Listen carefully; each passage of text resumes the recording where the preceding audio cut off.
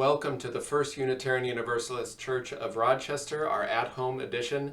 For more than 150 years, ours has been a church of open minds and loving hearts, celebrating many sources of wisdom, many spiritual paths, and many identities. Your faith, your doubts, and your questions are welcome here. During the service online, we invite you to light a chalice or a candle with you at home. You can also comment during the service if you're watching the premiere with others. You can comment with reflections on the service from the music or the words that resonate with you, or lift up names of people or places that you're holding in your heart this day. You can also give to our offering online at uurochmn.org/give. And we're also grateful and express our gratitude to Nanilo, our musicians today. They sang and played at our church several months ago, and we're grateful that they've allowed us to use their music and their recordings again, as well as sending us a special recording that wasn't in our church, which is a lovely recording and song, so we're grateful for them. We invite you to check out their website if you're able. And beyond this service, you can stay connected in a variety of ways. Our online Sunday coffee hour, Sundays at 11:15, and also our online forum, Wednesday nights at 6:30. This week is Then and Now. First, You and the Flu with Sue and Luke. So it's a gathering with myself and Sue Wheeler from our History Committee at First UU Church, looking at the flu pandemic of 1918, as well as the current pandemic and how our church engaged and experienced both of those. So I invite you to that conversation Wednesday night, 6:30. Also, you can join us the following week for a virtual online talent show. So if you'd like to submit a recording of some talent, magic or music, or anything in between, you can find the link and information for all of these gatherings in your e-news, or you can contact the staff or the office for more information. And we also want you to know that we're here for you and for our community. If you have any ideas of how to support the community, let us know. And if you have any ways that you need support, spiritual, emotional, financial, please reach out to the church. Even though our doors are closed, our church is wide open, and we're here for you to support you through this time. So please reach out. Finally, as we gather together, I offer these words from Universalist and minister of this church in the 1870s, the Reverend Eliza Tupper Wilkes. May our faith in humanity and our message of hope and good cheer light our way. It's good to be together.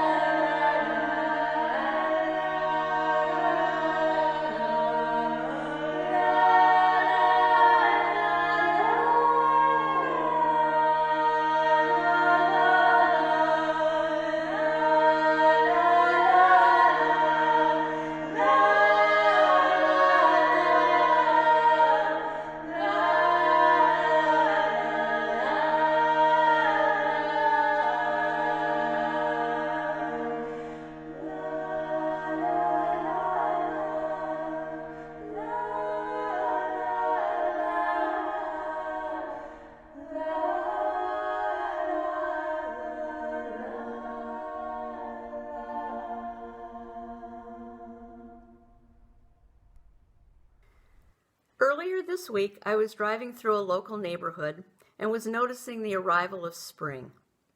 The leaves were bursting forth, early shrubs were flowering in all their glory, and the birds were on their annual migration through town. The change from the week before was startling, and it made me realize that nature is moving forward even as we are hunkered down in our homes. The Mother's Day ritual of lilacs blooming will occur regardless of the level of reopening we humans are experiencing in Minnesota. The threshold has been crossed by Mother Nature, irrespective of any governmental edict, and the seasons will continue in their course. The goslings are scampering after their parents. The squadrons of lawnmowers are next to reappear. So it is with other thresholds in our lives. Some are planned: graduation, marriage, perhaps children, then retirement. We plan our paths to the best of our ability, but as we all know, life can take unexpected turns, some monumental, some serendipitous. Occasionally, the least significant threshold that you cross on an ordinary day can alter your life in ways you'd never expect. For me, it was 10 years ago. Gus and I were driving home from the East Coast. There, on the Southern Tier Parkway in New York, was an exit sign for the Chautauqua Institution. I'd heard of it over the years, and it had sounded intriguing, so we exited the freeway and drove the 5 miles to the gate. It was the last day of the summer season, and we did not have a ticket. We asked the gate attendant if we could go in and look around, promising that we wouldn't stay. He looked at our Minnesota license plates, made a Prairie Home Companion joke, and gave us a 20-minute driving path. "Don't get out of your car," he warned. We obeyed, and as we left, he said, "If you can, come back tomorrow. It's the last Sunday, and it's free." So we did. We fell in love with the place and have been back every year since. It changed my life. The wisdom and challenge the lectures impart, the community of people I've gotten to know and love, the music, the books, the poetry, the list goes on. I wouldn't be at First UU if not for the spiritual pushes and challenges offered to me from a variety of preachers and speakers. It changed my heart, my soul, and my life. And all from a spur-of-the-moment exit off of the freeway. Individually, nationally, and globally, we are at a threshold right now, from something we couldn't have imagined even 6 months ago. It feels like we're stepping off a cliff, and there's no clear path forward. We don't know what we're going to be asked to leave behind or what we are going to be entering. Much is out of our individual control. But to the extent possible, I'm going to take a deep breath, put on my face mask, side with love, and work towards seeking justice on the other side. This is the Unitarian Universalist Church. This is the Church of the Flaming Chalice. This is the Church of the Open Mind. This is the Church of the Loving Heart, where friends come together and share.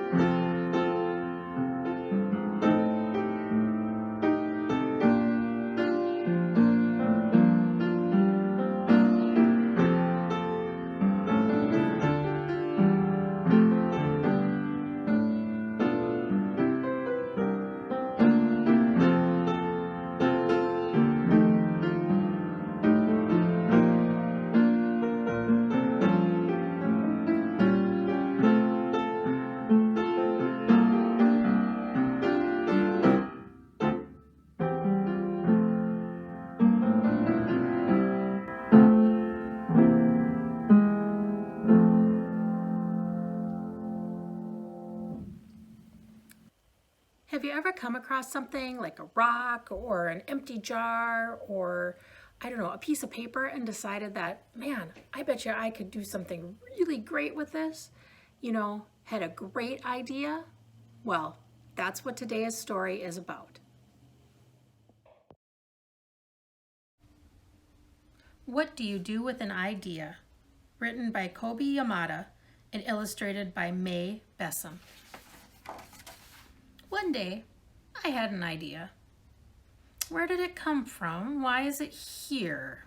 I wondered. What do you do with an idea? At first I didn't think much of it. It seemed kind of strange and fragile. I didn't know what to do with it, so I just walked away from it. I acted like it didn't belong to me. But it followed me. I worried what others would think. What would people say about my idea? I kept it to myself. I hid it away and did not talk about it. I tried to act like everything was the same as it was before my idea showed up.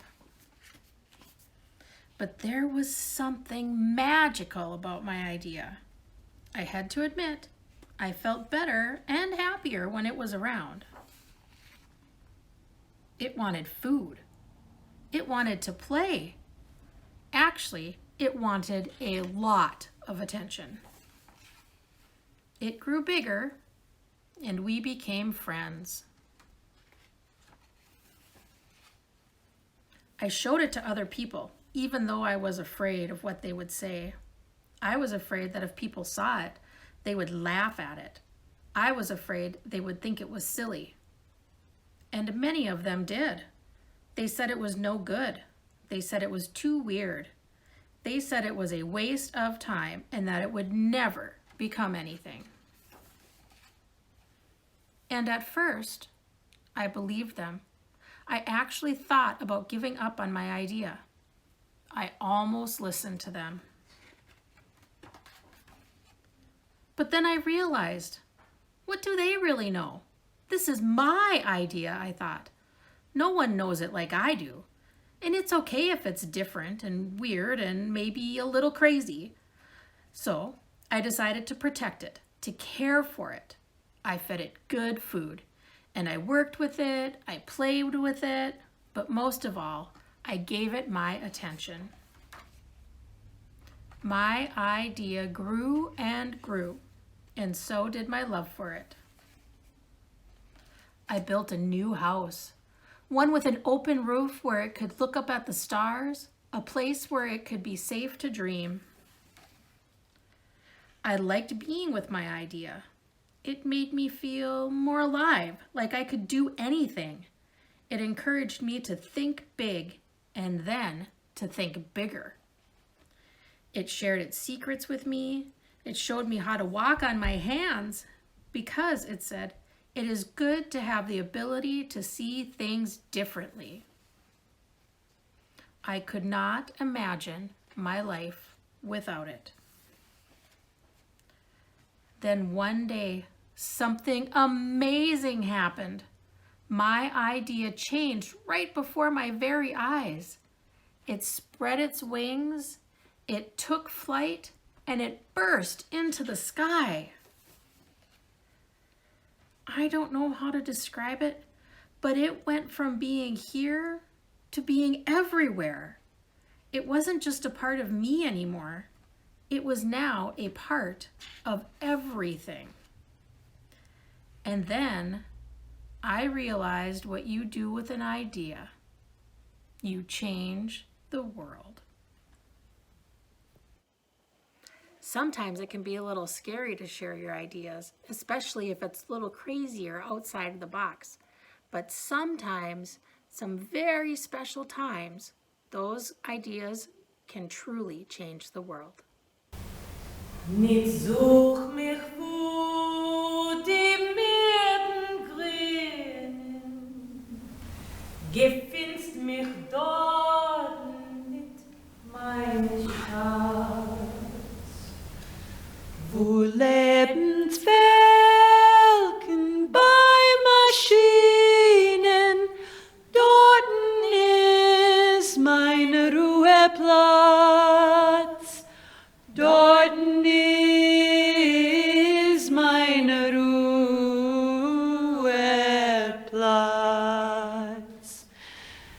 Nicht such mich, wo die Vögel singen, gefindst mich dort nicht, meine Schatz. Als Sklav bin ich, wo keinen klingen, dort ist mein Ruheplatz. Dort ist mein Ruheplatz.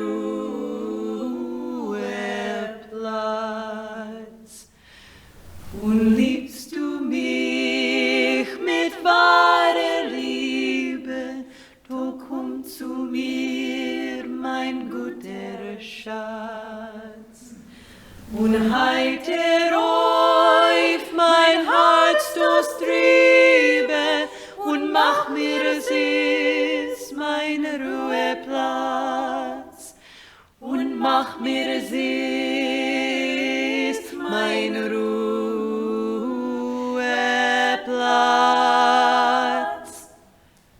Und mach mir es ist mein Ruheplatz.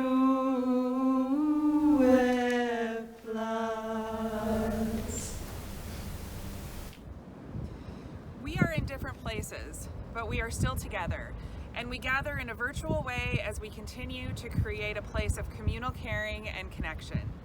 I come to you today from the shores of Lake Michigan in Kenosha, Wisconsin, where my family and I are practicing some social distancing and family bonding time. I'm enjoying the sound of the waves, the blue skies, and the treasure hunting that I love so much. It's wonderful to be with you and bring you all here this morning. We are enriched by the presence of each other and are drawn closer to the heart of love in this time of service and reflection. In this time together, we ask that our minds be open, our hearts welcoming, our arms embracing. We honor all who support us in this caring, loving, and all-inclusive ministry.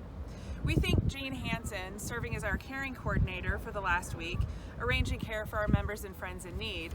Sandy and John McLaughlin will continue to help arrange care for those needing services related to this very unique time when many of us have different needs related to COVID-19. Many of us may need additional care throughout this time, whether it be pastoral care, grocery delivery, or an errand run, and we encourage you to reach out to Reverend Luke or myself with that request. We thank all of you who have offered to assist with grocery shopping, phone calls, and card writing, and we send gratitude to you all for serving our congregation during this difficult time and now and in the future. Our flowers today are shared by myself and my son Ethan, who took me to see the beautiful bluebells on the Mayowood Trail for an early Mother's Day outing. Bluebells symbolize gratitude and humility, two good things to keep close right now. In this community, we make time each week to share pieces of our lives with one another. We do this because each person here has a value. Each person's experience matters. We lift up those whose lives are touched by sadness, by illness, by worry, or by loneliness. We revel in those who are celebrating joys in their lives. May their happiness lift us all. May all of us find comfort, hope, joy, and healing strength in this community. We celebrate with Harriet and John Hodgson the birth of their great-grandson, Judah Irwin Early. Judah, whose name means praise in Yiddish, was born on May 2nd and weighed 7 pounds and 12 ounces. Mother and baby are doing fine, and we share in the family's joy. We hold Joyce Rundle in our hearts this morning as she copes with several challenges after returning home from the hospital a few weeks ago. Joyce, who is coping with complications of heart failure in the form of fluid retention and kidney concerns, fell and broke her wrist in 2 places and is now sporting a brace to help it heal. In addition, she's coping with a few other issues, and needless to say, this is a heavy load on the Rundles, and we hold them in our thoughts, sending healing strength and love. Now more than ever, we need to reach out to all in our community to let them know we are still here and still holding them. We encourage you all to send cards and make calls to those that you love, opening the doors of communication and community. May the faith in the spirit of life, love for the community of earth, and love for the light in each other be ours now and in all the days to come.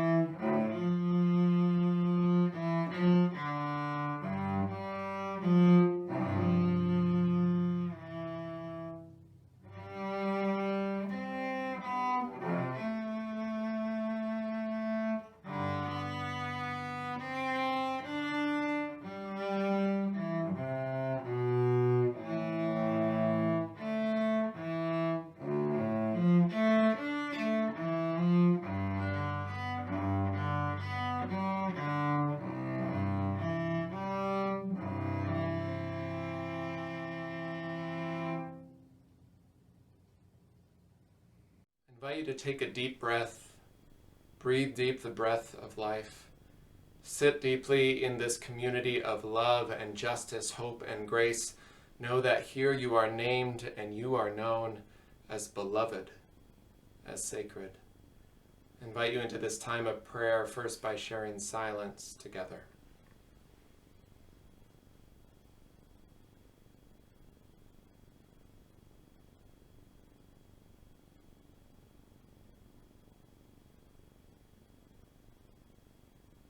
Spirit of life and source of love, earth below us with its ancient turning, sky above us with its ancient stars shining, God of 1,000 names and beyond all naming. This new world came whirling in, seeming to bring with it some wild ideas of staying put and staying in as we're able, of faces and voices only being known through the glow of modern gateways of connection, not something new, but now necessary in some new way.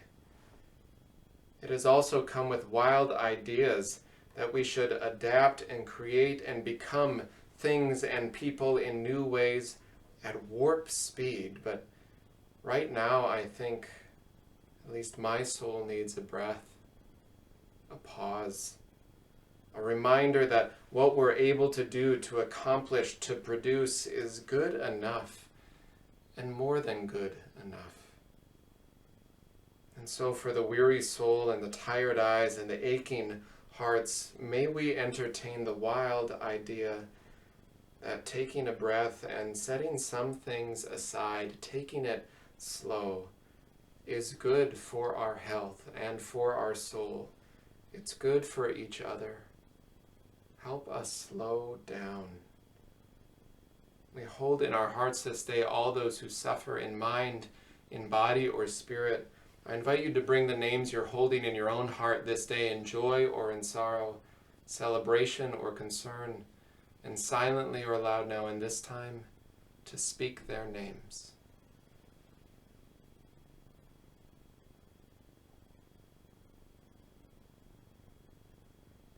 For all those names, spoken and unspoken, may we be forever grateful for the fabric of love and life that weaves us together. May those threads hold us all in love and in strength. These words of meditation is a blessing for Mother's Day, entitled Praise Song for Mothers. Praise for the mothers, the fearless, the courageous, for down-to-earth wisdom and limitless compassion. Praise to birth mothers and adoptive mothers, surrogate mothers and mothers in spirit. Praise to the mother that is sleepless and swaying, reminding their child they are sacred and they should go to bed. Praise to the mother, the strong and courageous, reminding their child that women constantly recreate the world. Praise to the mother, wise and uncertain, reminding their child that being human is not perfection but a process. Praise to the mother, diligent and committed, reminding their child that being a mother means doing what you can, as you can by your means, that a limited life does not stop limitless love. Praise to the mothers who create the world every day, in the home, in the office, or the high-rise, on the construction site, in the boardroom, the classroom, the operating room, in the barracks, on the page, from the pulpit, all of which are now on a screen, between the notes, on the canvas, in the heart. Love for the mother who has lost the child. Love for the child who has lost the mother. Love for the women who have longed to be mothers, still in hope or letting go. Love for the women who are pressured to become mothers and choose not to, for they create the world in equal measure.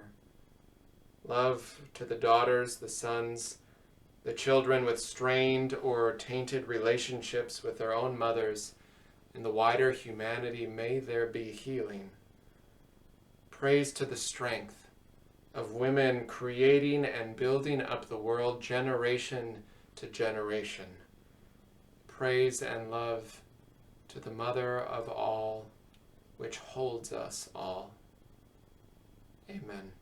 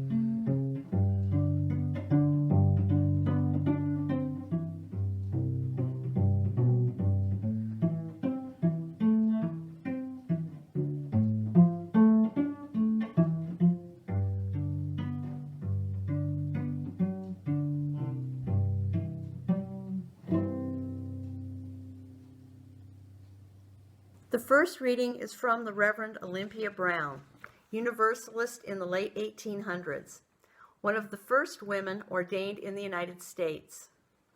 This is from her sermon, The Opening Doors, preached in September 1920. The grandest thing has been the lifting up of the gates and the opening of the doors to the women of America, giving liberty to 27 million women, thus opening to them a new and larger life and a higher ideal. The future opens before them, fraught with great possibilities of noble achievement. It is worth a lifetime to behold the victory.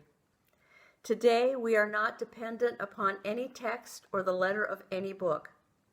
It is the Spirit that giveth life, and the Spirit speaks to our souls with every breath.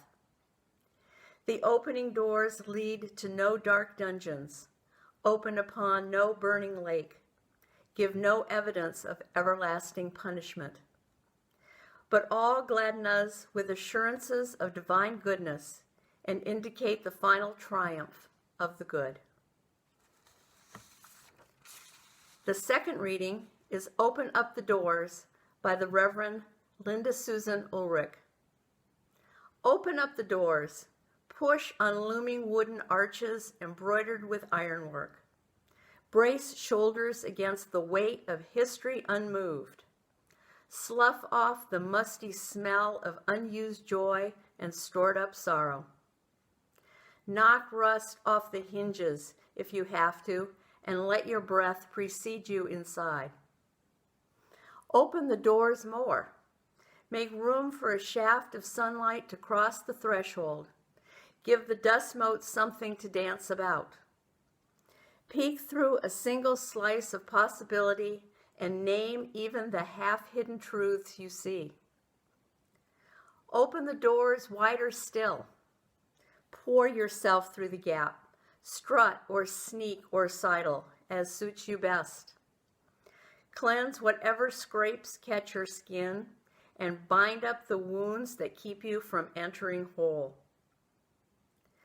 Open the doors as far as they will go. Draw on the strength of the stones beneath you. Ground yourself in a firm sense of who you are. Stand as a beacon welcoming the next seeker and shine far beyond the lintel and sill. Open all that you are. Heighten and deepen your connections to the world around you. Broaden your definition of neighbor. Grow into the largest target for grace that you can muster, and pray to become a gateway for even greater love and compassion. Open up the doors, my friends, lest we keep the stranger out and condemn ourselves to prisons of our own making.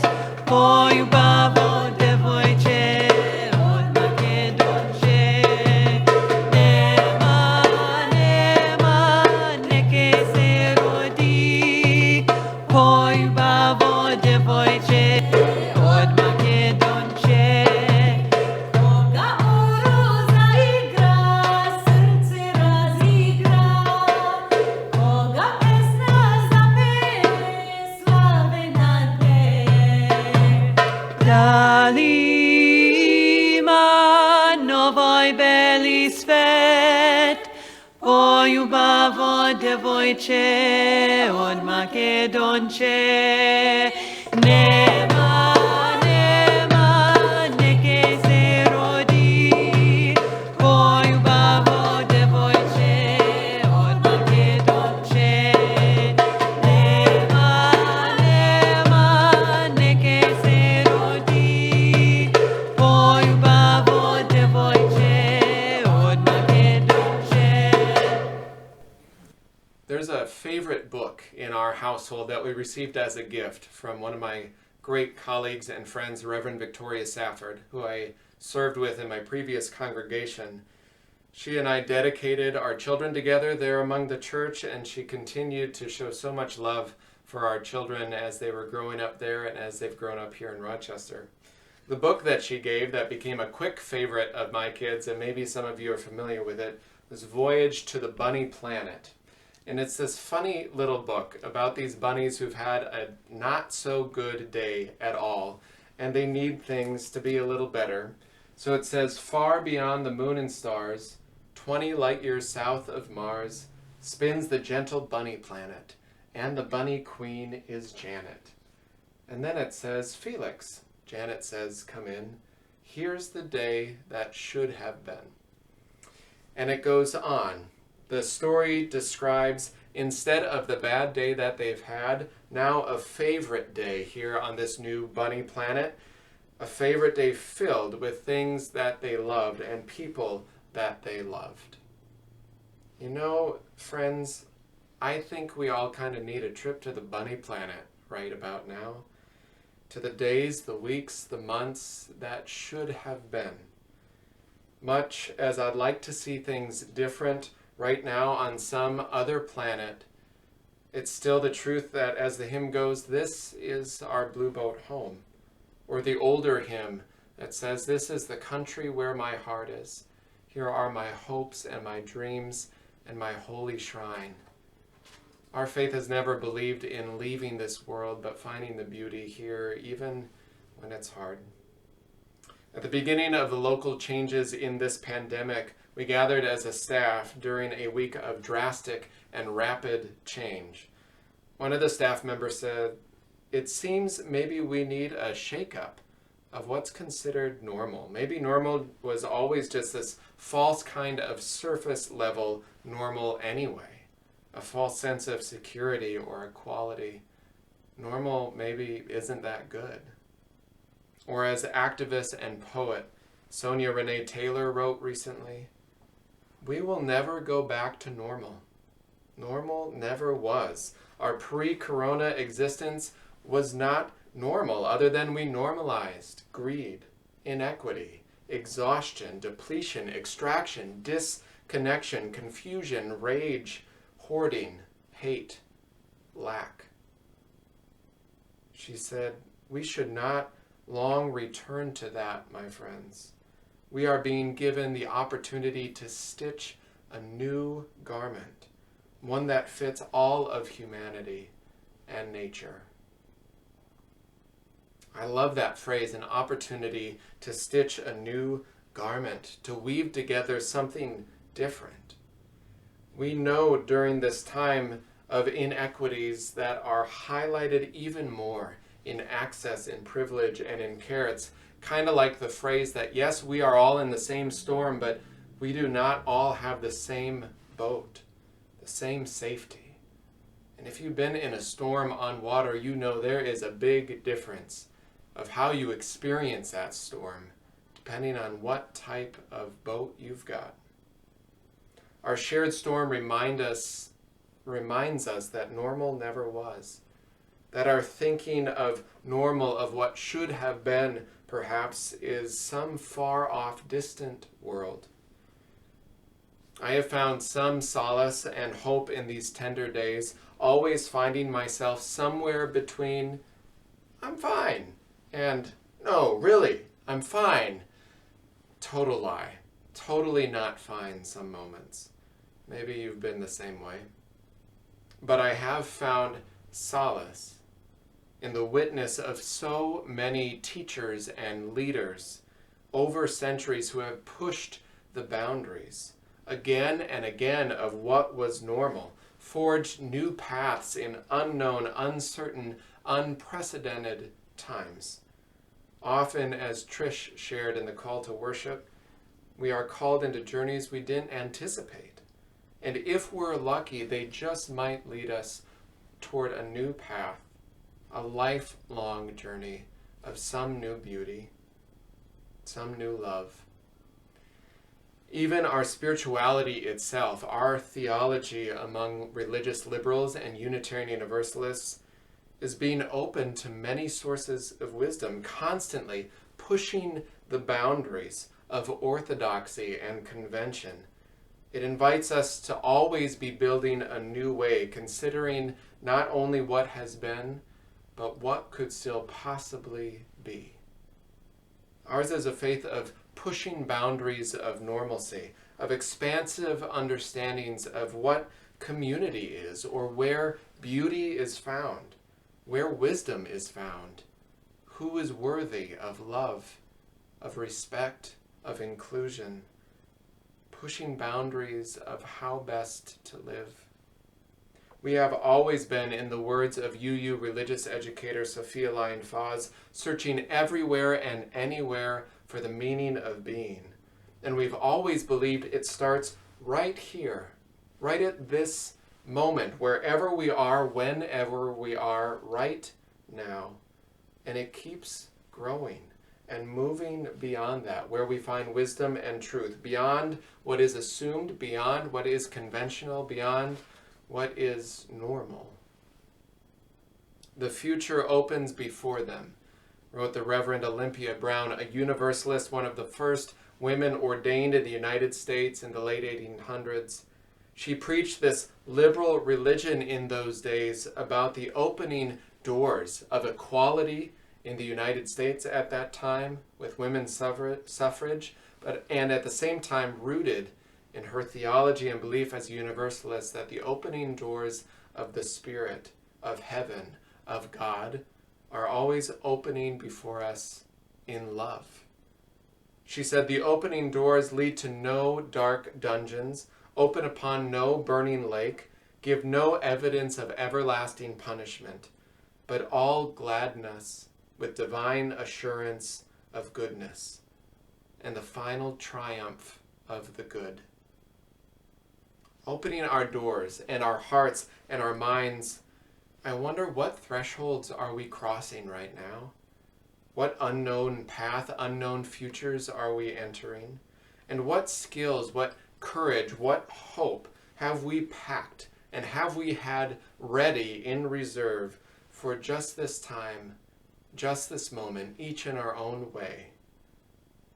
Perhaps when we closed the doors to the church a few years back, I wonder what we were really doing was opening them wider than we ever knew how to before.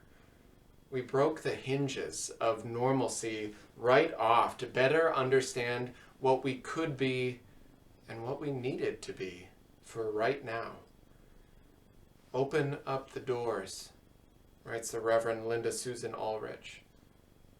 She wrote, push on looming wooden arches embroidered with ironwork, brace shoulders against the weight of history unmoved, slough off the musty smell of unused joy and stored up sorrow. Knock rust off the hinges if you have to, and let your breath precede you. Open the doors more, make room for sunlight to cross the threshold. Give the dust motes something to dance about. Peek through a single slice of possibility. Open the doors as far as they will go. Draw on the strength of the stones beneath you and shine far beyond the lintel and sill. I love that. Of how we are being called, asked, invited to shine in brand new ways with some very old beliefs of everlasting love, of inclusive welcome. Far beyond what we imagined, for spring, for summer, and even further beyond what we can even predict of where we're headed, far beyond what the world we grew to know as normal could understand, far beyond that, far beyond convention, far beyond the width we thought our doors were, our church and our hearts could stretch. Well, that's right where we are. That's where ideas lead you sometimes, or where new ideas need to emerge and take root and blossom. And there are skills that have been sung to us over generations, and there are hopes that have been given to us by those who've gone before, in story, in protest, in movements. There are better days and better worlds that now are just being stitched together because things have unraveled anyway. We've got to find a way to bring and weave them together with enough strength and with enough flexibility to stretch our souls over some new threshold into some new world. How are we building a new way together? Because love has never been content with normal. And now the question is, what thresholds are love and justice asking us to cross next?